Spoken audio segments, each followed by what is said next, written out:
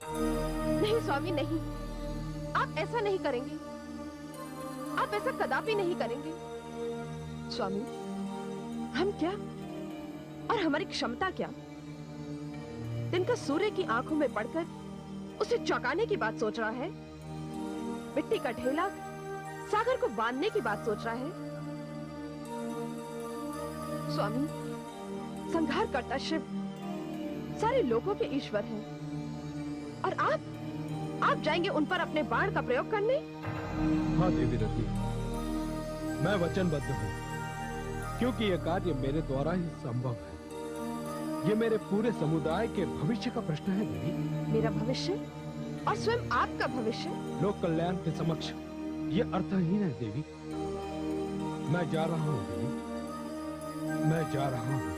नहीं प्राणनाथ, ऐसा मत कीजिए। मेरी दाई आंख फड़क रही है, मुझे अपशकुन दिखाई दे रहा है। मेरी विनती को मान लीजिए। कैलाशपति की समाधि कैलाश जैसी ही अटल और अचल होती है। मुझ पर कृपा कीजिए स्वामी, मुझ पर कृपा कीजिए। नहीं देवी नहीं, आप अभी से इतनी चिंतित क्यों हैं? देवी, यदि देवताओं का यह कार्य संपन्न हो गया तो सोचिए, इसका पूर्ण श्रेय हमें ही मिलेगा। और देवी, मैं तो अपना कार्य करने जा रहा हूं। आदि प्रजापति श्री ब्रह्मा जी ने जिस कार्य के लिए मेरी रचना की है, वही तो कार्य करने जा रहा हूं।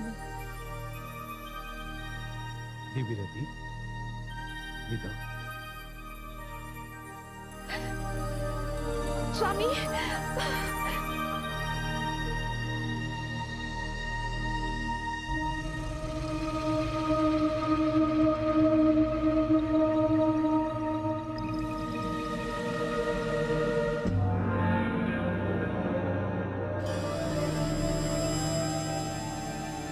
ऋतुराज, अपना कार्य आरंभ करो।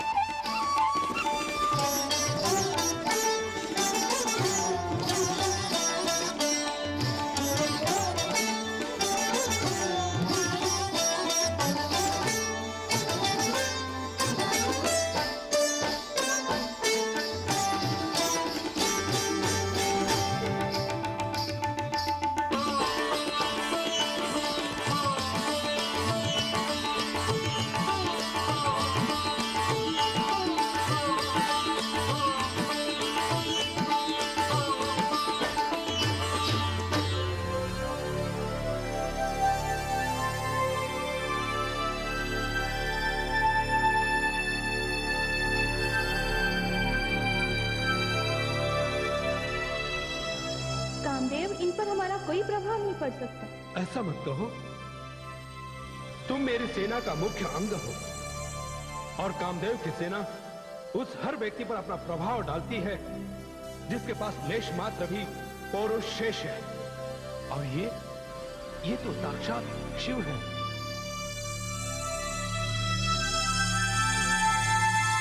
क्षमा करें मदन देव, हम इनके समक्ष असमर्थ हैं। तुम असमर्थ हो सकते हो, किंतु मैं असमर्थ नहीं हूं। देखता हूं देवादिदेव महादेव पर मेरा प्रयोग कैसे सफल नहीं होता।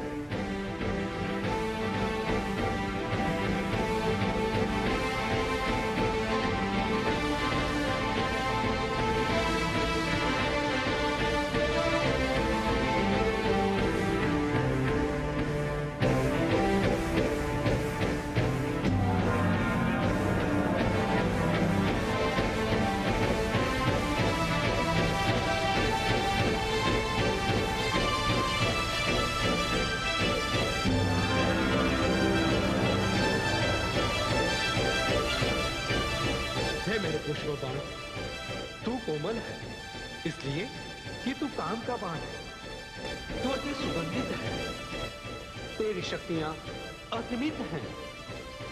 तू योगियों के योग से भी अधिक शक्तिशाली है, तपस्वियों के तप से भी अधिक दहा। तेरा प्रहार सर्वश्रेष्ठ संसार की किसी सुंदर युवती के नेत्रों के प्रहार जैसा है। जा मेरे बाण, तुझे मानव कल्याण करना है। तुझे समाधि में डूबे भगवान शिव को फिर से अनुरागी बनाना है। जा मेरे बाण, जा।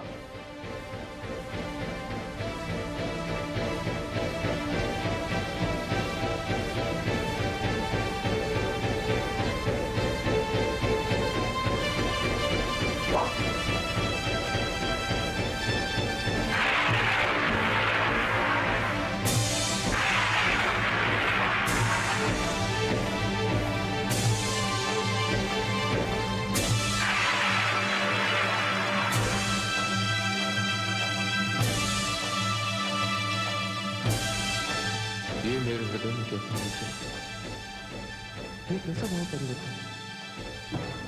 किसी नारी के प्रति एक योगी के मन में कैसा आकर्षण? ये किसका षड्यंत्र है? कौन है जिसने साक्षात काल को सोते हुए से जगाया? जिसने मेरी समाधि भंग करने का दुस्साहस किया है? आज दिशाएं कांपेंगी, धरती आकाश पाताल थरथराएंगे। कामदेव तुम हो जिसने मेरे असर को टिकाया है। कामदेव, फूलों के बाण से मन को फेरने वाले छलिया, वास्ता के साकार रूप, साधना के शत्रु। दुर्बल साधुओं की साधना भंग करते करते तेरा दुस्साहस इतना बढ़ गया कि तूने मुझे अपना लक्ष्य बना डाला। जिसके सारे तन में शमशान की भस्म है, शिव जिस फल पर साधना करता है वह जीवन की रेखा समाप्त होती है और मृत्यु के द्वार खुल जाते हैं, जहां पंचतत्वों में लीन हो जाते हैं। कामदेव, क्षमा क्षमा भगवान, तुम्हारा अपराध क्षम्य है। कामदेव, अपनी प्रिय शक्ति के वियोग में मैंने किस कठिनाई से समाधि लगाई थी और तुमने उसे भंग कर दी, और अब कहते हो कि मैं तुम्हें क्षमा कर दूं। अभी कुछ समय पहले मैं समाधि में कितना शांत था, तुमने मेरी समाधि को भंग किया, मुझे अशांत किया। जी तो चाहता है कि ऐसा प्रलयकारी तांडव करूं कि तुम्हारी सृष्टि जलकर भस्म हो जाए, किंतु केवल एक व्यक्ति के दुस्साहस के कारण मैं सारी सृष्टि को नष्ट नहीं कर सकता। कामदेव, तुम्हें गंध अवश्य मिलेगा। नहीं भगवान नहीं, क्षमा महादेव, क्षमा। नहीं कामदेव, तुम्हारी मृत्यु अवश्य भावी है। देवती देव महादेव, क्षमा कीजिए, क्षमा कीजिए। नहीं कामदेव, शराब पी गए।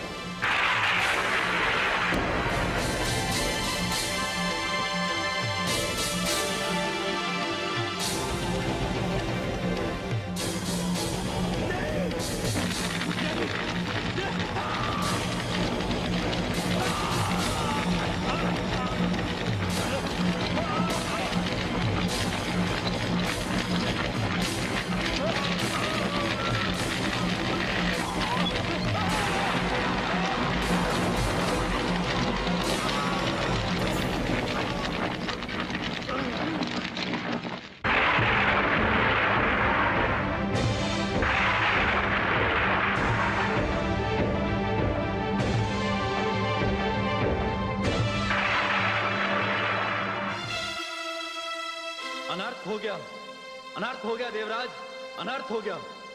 क्या हुआ ऋतुराज? हमारे अधिष्ठता आपके कामदेव को भगवान शिव ने जलाकर भस्म कर दिया। क्या? हाँ देवराज, हाँ। तो इसका अर्थ यह हुआ कि कामदेव अपना बाण उन पर चला भी नहीं पाए? नहीं वरुण देव, ऐसा नहीं है। बाण तो चला और वो लक्ष्य तक पहुंचा भी, किंतु तभी भगवान शिव का तीसरा नेत्र खुल गया और उन्होंने क्रोध में आकर कामदेव को जलाकर भस्म कर दिया। हे ऋतुराज, कैसा भीषण, कैसा दारुण दुख है ये। समझ में नहीं आता कि आपके इस समाचार पर मैं हर्ष प्रकट करूं या शोक। कामदेव ने अपना बाण चलाकर हम सभी देवताओं का कार्य संपन्न कर दिया और भगवान भोलेनाथ की समाधि तोड़ दी, किंतु उन्होंने अपने प्राणों की आहुति दे दी। हे कामदेव, ये समस्त देवलोक आपका आभारी रहेगा, सदा आपका आभारी रहेगा।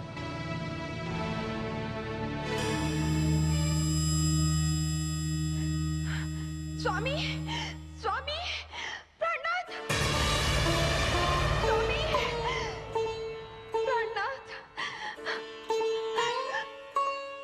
हे शिव, हे शंकर, हे शंभु, हे महादेव, मैं जानती हूँ कि मेरे पति का अपराध क्षमा योग्य नहीं है, किंतु सारा संसार आपको नीलकंठ के नाम से जानता है।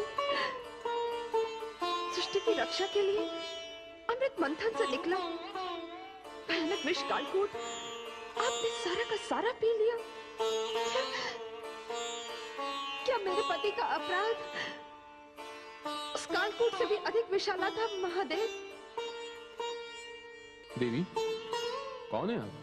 हे भोलेनाथ, मैं रति हूँ,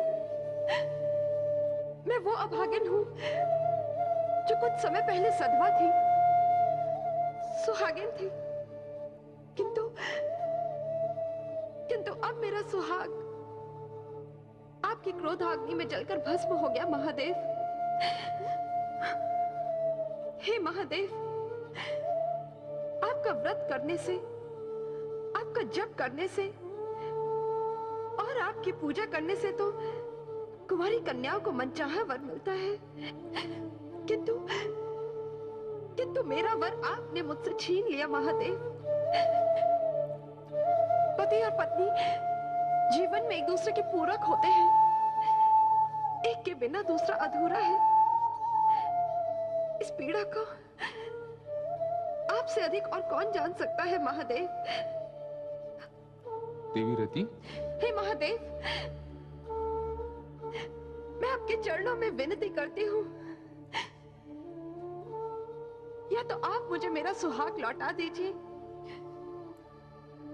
या एक बार और अपने तीसरे नेत्र को कष्ट दीजिए और मुझे भी जलाकर भस्म कर दीजिए। नहीं देवी, ये संभव नहीं। अब देवाधिदेव, मुझे ये बताइए, मेरे स्वामी ने जो कुछ भी किया उसमें उनका क्या दोष है? देवराज उनके राजा हैं, उन्हें तो ये कार्य करने का आदेश उनके राजा की ओर से मिला था। उन्होंने तो केवल अपना कर्तव्य पूरा किया है भोलेनाथ। हे महादेव, यदि आपने मेरे पति को जीवित नहीं किया तो लोग राजाज्ञा का पालन करते हुए घबराएंगे। हे देवाधिदेव, सोचिए कैसी भयानक स्थिति उत्पन्न हो जाएगी। कृपा कीजिए भोले शंकर, कृपा कीजिए। आपने मुझे धर्म संकट में डाल दिया है देवी रति। यह सत्य है कि आपके पति ने राज आज्ञा का पालन करके अपने देव होने का प्रमाण दिया।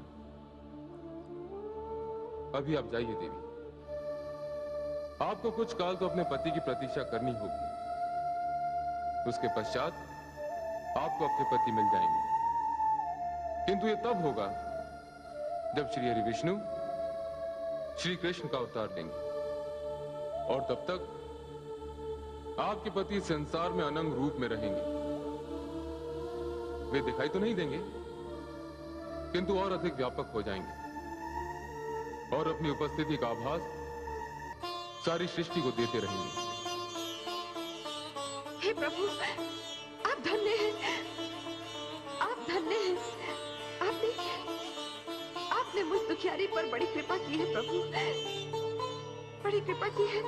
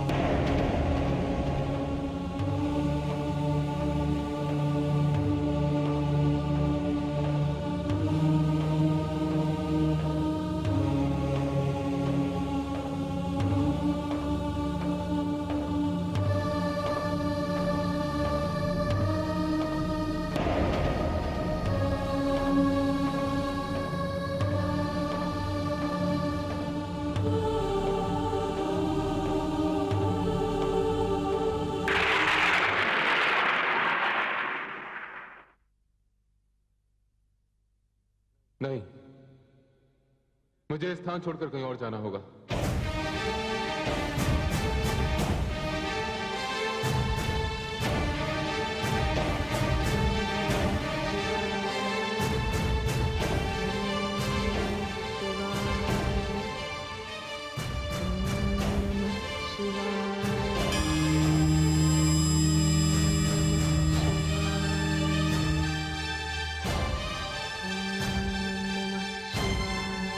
हे देवी पार्वती, आप मेरा अंश हैं, मेरी शक्ति है।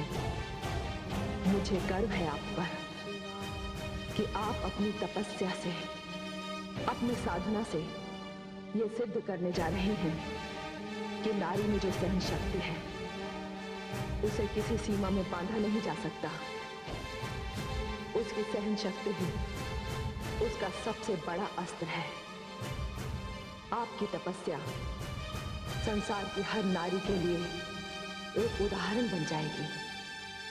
और इस समय शक्ति इस हिमपात से युद्ध करने जा रही है। मेरी मंगल कामना है कि आपका ये प्रयास सफल हो, आपका स्वप्न साकार हो। और इस समय क्या सृष्टि, क्या देवी देवता, क्या मानव, क्या पशु पक्षी, सब के सब शिव और शक्ति के मिलन की आस लगाए बैठे हैं।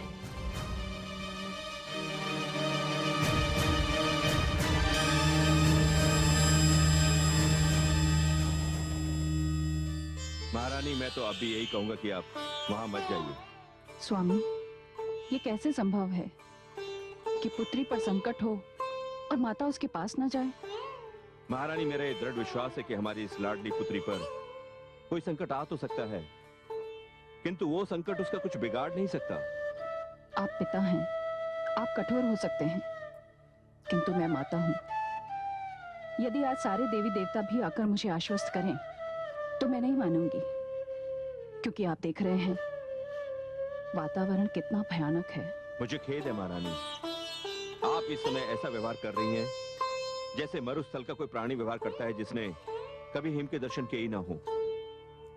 महाराज, मुझे मत रोकिए, मुझे आज्ञा दीजिए। जैसी आपकी इच्छा महारानी।